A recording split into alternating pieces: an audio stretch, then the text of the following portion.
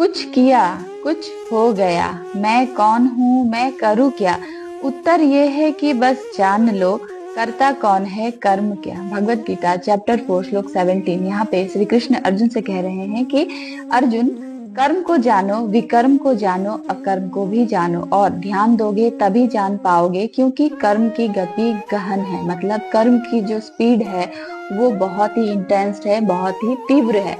क्योंकि कर्म के भी 3 फॉर्म्स होते हैं। कर्म मतलब वो सारे कर्म जो हम सतो एंड रजो गुणों के प्रभाव में आके करते हैं, जिसके बदले में हम कुछ चाहते हैं। मतलब वो सारे कर्म जो हम फल के लिए करते हैं, जिसका हमारा सारा फोकस जो होता है उसके रिजल्ट पे होता है, उसके आउटकम पे होता है।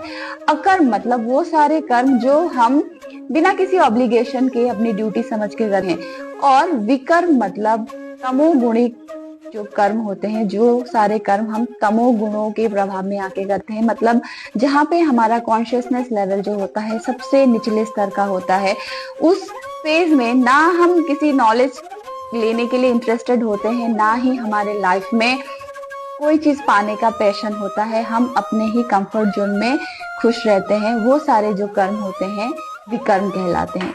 अब कर्म के बारे में आगे के श्लोकों में श्री कृष्ण और हमें विस्तार से समझाएंगे। आज के लिए इतना ही, मिलते हैं अगले श्लोक में। तब तक के लिए स्टे पॉजिटिव।